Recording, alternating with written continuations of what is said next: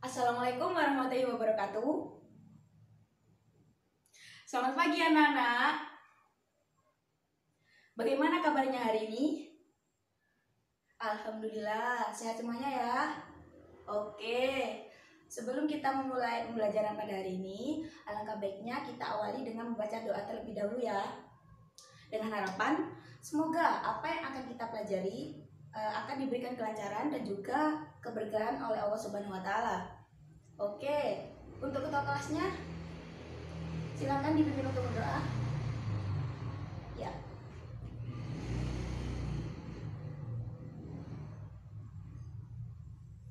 Amin. Oke. Baik, untuk tujuan pembelajaran pada hari ini akan Ibu tuliskan pada papan tulis ya. Oke, selanjutnya apakah ada temannya yang tidak masuk? Masuk semuanya? Oke, alhamdulillah ya. Baik, selanjutnya Ibu akan mengabsen kehadiran kalian terlebih dahulu ya. Sudah siap? Oke. Yang pertama. Oke, masuk semuanya ya. Alhamdulillah. Untuk materi pada hari ini kita akan mempelajari tentang pertumbuhan dan perkembangan pada tumbuhan. Gimana? Sebelumnya apakah ada yang tahu mengapa pohon dari yang semulanya kecil bisa tumbuh besar atau bisa tumbuh lebar? Ada yang mau menjawab? Oke, Rina. Karena tumbuhan mengalami pertumbuhan dan perkembangan. Ya, betul sekali. Ada yang lain? Oke, Dito. Karena tumbuhan mengalami proses fotosintesis. Oke, betul juga. Ada yang lain? Sudah, tidak ada. Baik.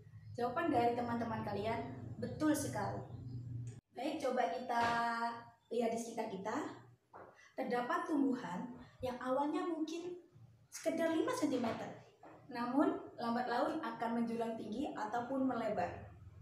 Nah, pertumbuhan dari tumbuhan tersebutlah yang diakibatkan oleh proses yang namanya pertumbuhan dan perkembangan.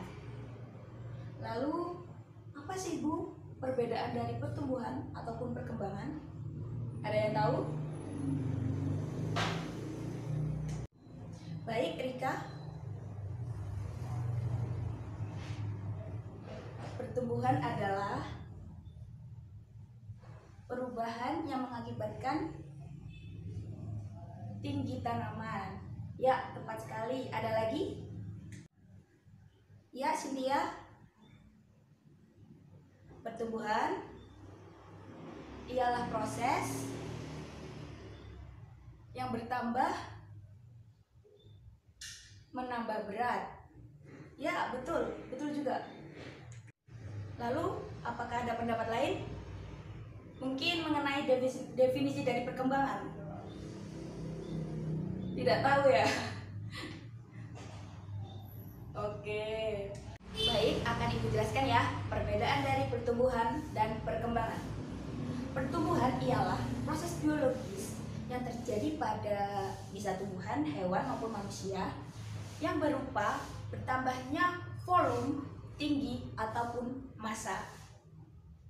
Ya, sedangkan perkembangan ialah proses menuju kedewasaan. Contohnya seperti apa, Bu? Contohnya jika kita lihat pada tumbuhan, akan terlihat sebuah tumbuhan yang sudah memiliki bunga, buah, ataupun biji. Sudah paham ya? Baik. Lalu, adakah yang tahu awal mula dari sebuah pohon? Ada yang tahu? Iya, Sari? Dari biji, betul sekali. Berikan nafas untuk Sari. Baik, benar kata Sari ya. Tumbuhan atau pohon, segala jenis tumbuhan, itu diawali dengan adanya biji. Lalu, bagaimana sih Bu proses dari biji kok bisa jadi pohon? Nah, kita akan pelajari pada proses perkecambahan. Sebelum masuk ke proses perkecambahan, Ibu akan jelaskan mengenai struktur biji. Oke, sudah siap? Baik. Baik, sebelumnya Ibu tanya ya, adakah di kelas ini yang tahu macam-macam dari biji? Ya, itu. Ada 2. Sebutkan. Tepat sekali, monokotil dan dikotil. Lalu apa sih perbedaan dari biji monokotil ataupun dikotil? Oke. Konsep utama dari perbedaan dikotil maupun monokotil ialah jumlah kotiledon. Apa sih kotiledon, Bu? Kotiledon ialah daun lembaga.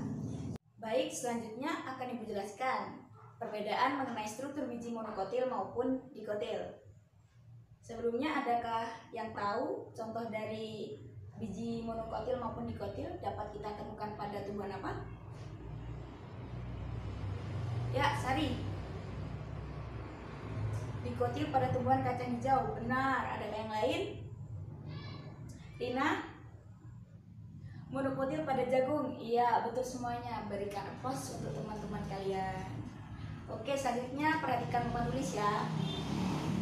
Baik, untuk mengetahui struktur biji dikotil, kita akan mengambil contoh dari biji kacang hijau. Jika kita membuka biji kacang hijau yang semulanya terlihat utuh 1, jika kita buka akan terlihat 2 keping kotiledon. Kotiledon tadi apa? Tepat sekali, daun lembaga. Di dalam kotiledon kita akan menemukan yang namanya embrio. Embrio terdiri dari plumula dan radikula. Plumula ialah struktur embrio yang nantinya akan menjadi calon daun, sedangkan radikula ialah struktur embrio yang nantinya akan menjadi calon akar. Dapat kita lihat pada biji dikotil terdapat 2 keping kotiledon. Nah, kotiledon inilah yang nantinya akan menjadi atau berfungsi sebagai cadangan makanan. Ada yang tahu istilah dari cadangan makanan? Endosperm. Mengapa demikian? Karena pada biji dikotil, kotiledon akan menyerap sari makanan saat proses perkembangan biji, sehingga kotiledon akan nampak tebal. Nah, nantinya kotiledon inilah yang akan menyumbangkan makanan bagi pertumbuhan embrio. Baik, sampai sini sudah paham ya? Mungkin ada yang mau ditanyakan? Oke, sudah jelas semuanya ya. Baik, kita lanjutkan. Sedangkan struktur dari biji monokotil, kita ambil contoh dari biji jagung. Jika kita lihat jagung dari luar, nampak juga 1 keping utuh. Namun jika kita buka, juga akan terlihat hanya 1 keping kotiledon.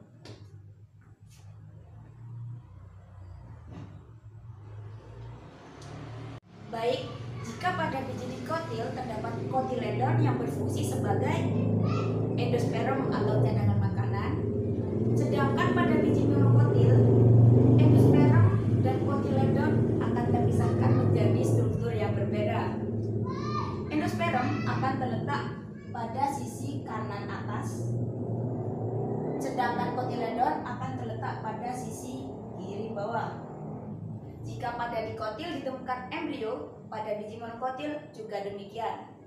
Embrio pada biji monokotil juga memiliki plumula sebagai calon daun dan juga radikula sebagai calon akar. Baik, sampai sini sudah paham ya mengenai perbedaan biji monokotil ataupun biji dikotil. Apakah ada yang ditanyakan? Oke, kita lanjut ya. Baik, setelah kita mempelajari struktur biji dari biji monokotil maupun struktur biji dari dikotil, selanjutnya kita akan belajar bagaimana proses perkecambahan suatu biji. Sebelumnya, Ibu akan menayangkan suatu video mengenai proses perkecambahan, lalu kalian amati video tersebut dan coba utarakan pendapat kalian mengenai apa saja yang telah ditayangkan pada video tersebut. Oke? Baik, setelah melihat video tersebut, bagaimana menurut kalian? Apa saja sih yang terjadi pada proses perkecambahan, ataupun faktor apa yang menyebabkan perkecambahan terjadi? Lalu apa saja yang terdapat pada video tersebut? Siapa yang mau berpendapat? Oke, Sari. Tepat sekali, faktor perkecambahan yang utama ialah air. Ada yang tahu kenapa air merupakan faktor utama dari perkecambahan? Tidak tahu. Oke, siapa lagi yang mau berpendapat mengenai apa saja yang terjadi pada video yang baru Ibu tayangkan? Rina, mau bertanya? Boleh, silakan Rina. Oh, mungkin maksud Rina tipe perkecambahan apa hanya yang ditayangkan seperti pada video saja, begitu? Tentu tidak. Apakah ada yang tahu tipe-tipe perkecambahan? Tidak tahu juga. Oke, kita lanjut dulu ya. Siapa lagi yang mau berpendapat mengenai video yang sudah Ibu tayangkan? Sudah tidak ada? Baik, sekarang kita akan membahas mengenai proses perkecambahan. Tadi proses perkecambahan diawali dengan proses masuknya air ke dalam biji atau yang disebut dengan istilah imbibisi. Oke, imbibisi merupakan proses masuknya air ke dalam biji. Selanjutnya, karena air sudah masuk ke dalam biji, air akan mengaktifkan hormon giberellin yang terkandung pada biji. Hormon giberellin yang aktif pada biji tersebut nantinya juga akan mengaktifkan enzim-enzim yang berupa lipase, protease, dan amilase.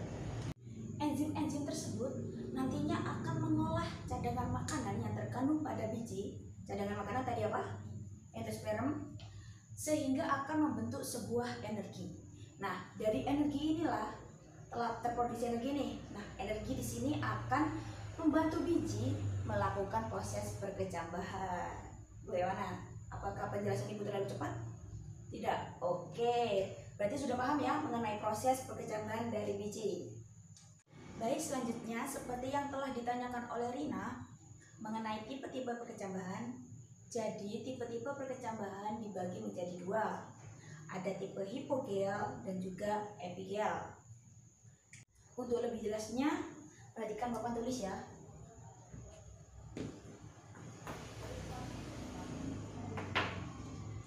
Baik, untuk yang pertama tipe hipogel,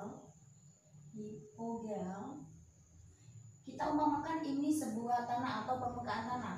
Lalu di sini terdapat biji. Contoh dari hipogel yaitu pada biji jagung dan juga pada biji padi. Biji akan memulai pertumbuhannya dengan menumbuhkan akar dan pertumbuhan batang dan daunnya seperti ini. Jadi kotiledon masih berada di dalam bawah tanah. Sedangkan pada epigel, contohnya pada tanaman kacang hijau ataupun kacang tanah, pertumbuhan biji terjadi dengan kotiledon akan terangkat ke atas. Ini akar, ini daun. Kotiledon akan ikut keangkat ke permukaan. Itulah perbedaan tipe-tipe perkecambahan di hipogel ataupun epigel. Bagaimana? Sudah paham? Apakah ada yang ditanyakan? Baik, paham semuanya ya. Oke, good job. Beri plus untuk kita semuanya. Oke, selanjutnya seperti yang telah Ibu sampaikan di awal tadi, sebuah pohon yang awalnya mungkin dari 5 cm bisa menjulang tinggi ataupun melebar. Nah, Proses pertumbuhan suatu pohon menjulang tinggi biasa disebut sebagai pertumbuhan primer. Jadi, pertumbuhan primer ialah pertumbuhan yang diakibatkan oleh aktivitas meristem apikal atau meristem primer yang terletak pada ujung batang maupun ujung akar.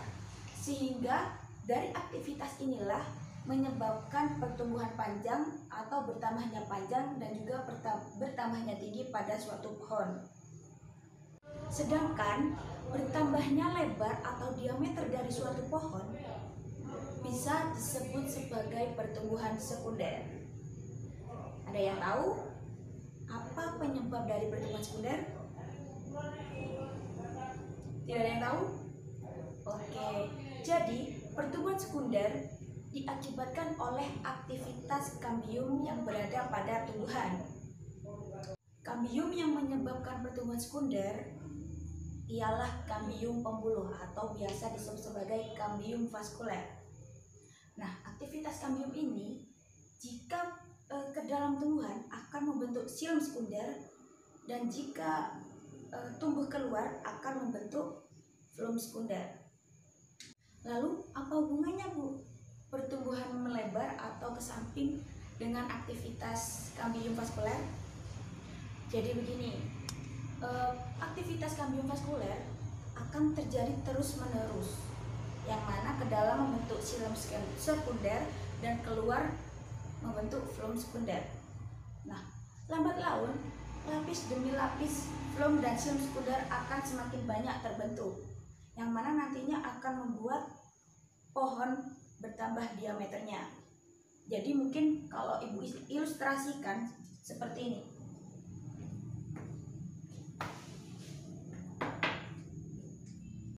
Pohon yang awalnya hanya satu lapis, akibat dari adanya aktivitas kambium vaskuler yang mana ke dalam membentuk xilem sekunder dan keluar membentuk floem sekunder, akan terjadi terus menerus,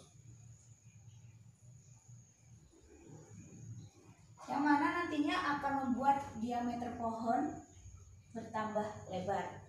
Gitu. Apakah sudah paham? Nah, bertambahnya diameter pohon yang diakibatkan oleh aktivitas kambium vaskuler biasa disebut sebagai lingkaran tahun. Mengapa demikian? Karena lingkaran demi lingkaran atau lapis demi lapis ini bisa memprediksi umur suatu pohon, yang mana lapis demi lapis tersebut terbentuk dari bertambahnya tahun ke tahun. Begitu. Mungkin ada yang ditanyakan? Tidak ada ya? Oke, kita lanjut. Baik, jika sudah tidak ada yang ditanyakan, selanjutnya Ibu akan membagi kalian menjadi 7 kelompok. Karena di sini siswanya 35 siswa kan? Oke. Oke, selanjutnya silakan kalian duduk berdasarkan kelompok yang sudah Ibu bagikan tadi. Selanjutnya, kali ini kita akan memulai merancang suatu praktikum dari proses berkecambahan. Kali ini Ibu akan membagikan format atau petunjuk praktikum yang akan kalian lakukan. Oke, silakan ketua kelas untuk membagikannya. Baik, selanjutnya silakan dicermati format tersebut dan tanyakan atau diskusikan pada teman kalian jika ada yang kurang dipahami. Nanti Ibu juga akan berkeliling untuk mengecek diskusi kalian. Bagaimana kelompok 1? Oke, yang dibawa cukup biji kacang hijau saja. Ya, sama-sama. Mungkin ada yang ditanyakan lagi? Baik, kelompok 4. Untuk kardus mungkin opsional aja ya. Atau kalian bisa membawa kardus snack yang tidak dipakai, yang kecil saja. Atau mungkin tidak membawa juga tidak apa-apa, nanti eksperimen tersebut akan kita letakkan pada tempat yang tidak terkena cahaya matahari. Oke, apa sudah jelas? Baik. Mungkin ada yang ditanyakan lagi? Kelompok lain? Sudah cukup jelas semuanya ya? Oke, praktikum akan kita lakukan pada pertemuan berikutnya. Jangan lupa persiapkan dan dibawa ya alat dan bahannya. Oke, apakah ada yang ditanyakan untuk materi yang sudah kita pelajari pada hari ini? Mungkin ada yang belum paham atau belum jelas penjelasan Ibu? Tidak ada ya? Oke, kalau begitu kita sudahi pembelajaran pada kali ini. Sebelumnya Ibu akan melakukan kuis. Bagi yang bisa menjawab, cukup angkat tangan dengan cepat. Nantinya akan mendapat nilai tambahan. Oke, siap? Baik, pada kuis kali ini Ibu hanya akan menanyakan 2 soal bagi 2 orang yang beruntung. Jadi, jika kalian mengetahui jawabannya, cukup angkat tangan lalu jawab dengan cepat. Oke, siap? Oke. Yang pertama, jelaskan kembali proses perkecambahan. Oke, Sinta. Maaf, Cynthia. Baik, benar sekali ya jawaban dari Cynthia. Berikan aplaus untuk Cynthia. Oke, kita lanjut kuis nomor 2. Sebutkan contoh dari tumbuhan yang memiliki tipe perkecambahan hipogeal. Oke, gitu. Benar sekali. Beri aplaus untuk Dito. Baik, mungkin cukup sekian pembelajaran pada hari ini. Mungkin ada yang mau menyimpulkan mengenai semua yang telah kita pelajari atau diskusikan mengenai pertumbuhan dan perkembangan. Oke, Rina. Baik, kesimpulan yang cukup bagus ya dari Rina. Mari kita beri tepuk tangan. Oke, kesimpulan dari pembelajaran kali ini ialah semua makhluk hidup, baik tumbuhan, hewan, maupun manusia akan mengalami pertumbuhan dan perkembangan. Pertumbuhan mengakibatkan bertambahnya tinggi, volume dan massa, sedangkan perkembangan merupakan bentuk menuju kedewasaan, yang mana pada tumbuhan bisa dilihat ketika sudah memiliki bunga, buah, ataupun biji. Baik, mungkin cukup sekian pembelajaran pada hari ini. Untuk selanjutnya silakan kalian mengerjakan tugas pada buku paket. Cukup hanya pilihan gandanya saja. Nanti kita akan bahas pada pertemuan selanjutnya. Oke? Oke, untuk mengakhiri pembelajaran pada kali ini, marilah kita mengucapkan hamdalah bersama-sama. Alhamdulillahirabbil alamin. Baik, terima kasih anak-anak atas partisipasinya pada pembelajaran kali ini. Semoga apa yang telah kita pelajari akan memberikan keberkahan dan juga manfaat bagi kita semua. Cukup sekian dari Ibu. Wassalamualaikum warahmatullahi wabarakatuh.